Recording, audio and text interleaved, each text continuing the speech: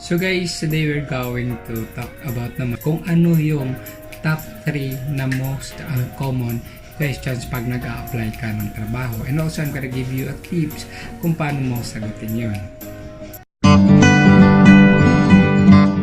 So guys, before we're going to start our conversation or my little tips on how to answer those 3 most common questions pag nag-a-apply tayo ng trabaho, I'm going to give you a little backtrack or ano yung trabaho. Yun guys, I've been a operation manager for airlines and promotion for 6 years. I'm also a manager for 5 years, food industry, and business owner for 2 years, and supervisor for 2 years in the retail industry. The top 3 most common question pag ini-interview tayo. Our number 1. Alam mo yung mulang kamatayang tanong na tell me something about yourself. Diba, ito yung mostly tinatanong, pinakauna-unang tinatanong sa atin pag nag-a-apply tayo.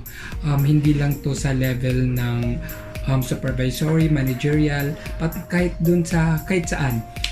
You can be a promodizer, a sales clerk, a sales associate, or anong klaseng position mang ina-applyan mo. Tinatanong tayo ng tell me something about yourself. Paano ba sagutin natin yung tell me something about yourself? At saka ano ba tinutukoy namin pag nagtatanong kami ang HR or manager or supervisor? Pag tinatanong namin sa inyo yun, kung ano yung gusto namin malaman o marinig namin ng sagot na galing sa inyo. So basically, pag nagtatanong kami ng tell me something about yourself, we want to hear yung purpose mo. Yung purpose mo, bakit ka naghahanap ng trabaho, bakit ka nagtatrabaho, at bakit kailangan ka namin para sa trabahong yan at para sa kumpanyang ina-applyan mo. Yun. It's not something na you're going to share na yung mga personal mo sa buhay.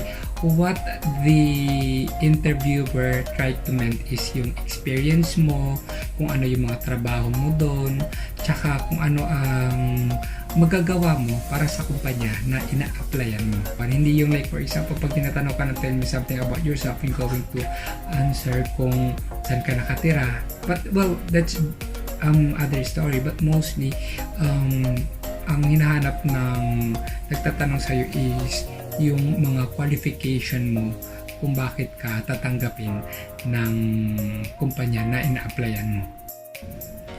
Number 2, yung second most common question na tinatanong namin sa inyo is yung why did you left your previous company? O yung sa Tagalog, tinatanong namin, bakit ka umalis doon sa dating kumpanyang pinagtatrabahuan mo? So of course, we want to know kung ano ang rason. Tsaka on that particular question, yung pinaka-mortal sin o ayaw namin talagang marinig, or me personally, ayaw kong marinig is yung parang nagsasabi ka ng masama doon sa previous mong company. Because I will have this impression if ever kumawala ka din sa company ito, or you want a new opportunity, or may bago ka ng trabaho, you would do the same. So for me, if I hear applicant na say something negative dun sa previous company nila, ako mismo nag-hesitant na ako nun, kasi I feel na this person cannot be trusted. This person will say something bad regarding on you and your company, and that is not a very good attitude to have. So kung if ever man hindi maganda yung ano mo doon, naging experience, maybe you can say something na parang kasi ma'am, doon explain mo kung ano yung sitwasyon na yon, but not to the point na magsasabi ka ng sama kasi ng mga tao doon. Just try to share your experience na you feel na maybe you were taken for granted or may ginawa sa'yo. Just state your experience by not putting in words, kasi pag yun ang ginawa mo, parang ako mismo, kahit may ginawa man sila sa iyo ng hindi maganda, I would feel a little bit 50-50 regarding sa pagkatao mo. Number 3 most common question na tinatanong namin, for example, if you were asked question, kung walang HR, yung supervisor or yung manager is yung why would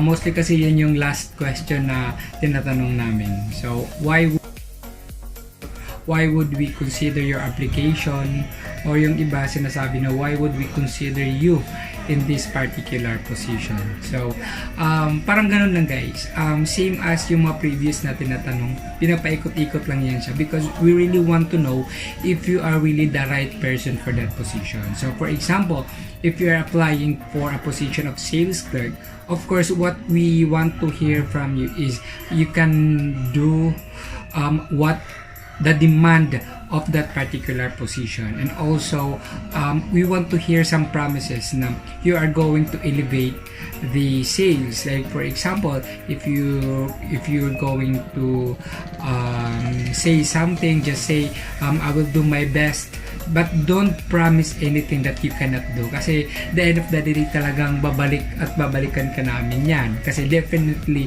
we're going to ask na, di ba, you promise you're going to do this and do that. And guys, like for example, if you are applying in a food industry, like for example yung mga sikat natin dyan, mga Inasal, McDonald's, mga pizza parlors, yung like Jollibee and all that, say something na you will do extra service besides sa customer service standard na ini-implement ng company. And how would you do that?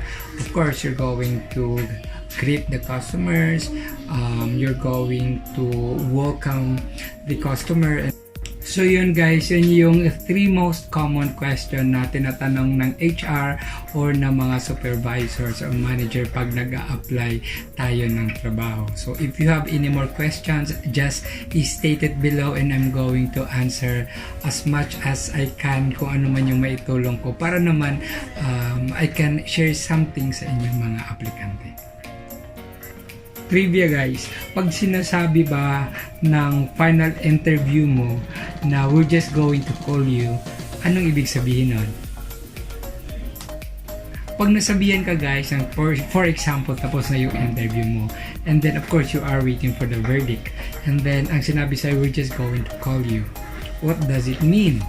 So medyo nagtataka ka nun, ano kaya ibig sabihin nun? They're just going to call me. And sometimes parang hope na hope tayo for that job. Na feeling natin, we ace the interview naman. Feeling natin, maganda naman lahat ng mga sinabi mo. And ano kayang ibig sabihin ni ma'am o ni sir na they're just going to call you? Ito yun guys. Maraming ano yan. Maraming mga basihan. Sometimes, in a big industry, like for example, if you're applying for a managerial position or supervisory, sometimes they're really going to call you. Hindi nila maibigay sa'yo kaagad-agad yung sagot nila ng yes or no because they are consolidating. Kasi you are not the only applicant for that position.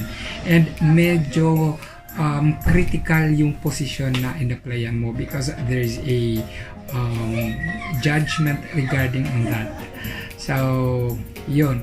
But then if you are applying in the industry of call center yung sinasabi nila, paano ba yun ma-explain?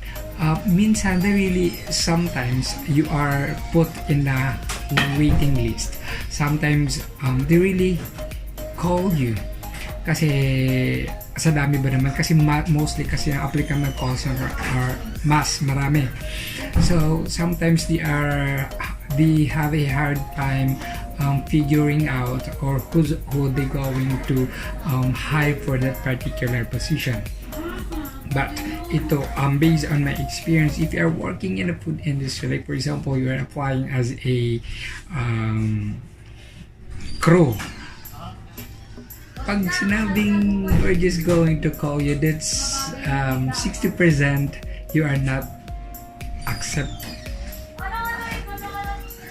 accepted in the company. 40% maybe. Same as in the retail industry. But of course, pag in different position. Like for example, if you're applying as a sales clerk, pag sinabing we are going to call you na lang kasi ganito, ganyan, maraming mga rason, it's better yet na maghanap ka na lang ng iba. Try to, maybe it's not that you are not qualified, maybe you are not just the person they are looking for. Pag nag-decline tayo sa isang trabaho, guys, huwag tayo masyadong ma-down. It's not because you are less of a person, but hindi lang talaga siguro ka nag-fit for that particular position, or hindi lang nag-fit yung personality mo sa hinahanap ng superior ng company or ng HR. So, okay lang yan. Apply ka lang ng apply hanggang mahanap mo yung lugar kung saan ka nababagay. Ganun lang yun. Ako, based on my experience, I had a interviews na hindi ako tinanggap. Ay marami yon. And then marami din namang natanggap ako. I applied in this company na medyo, it's a really big company. Natanggap ako. But nag-apply din ako in this company na bago pa lang, and then yung position na in-apply ko hindi naman ganun kalaki. They did not accepted me because of they stated me the reason. So ganun lang yun. Kaya huwag tayong ma-feel bad if ever we are not accepted in a company na in-applyan natin.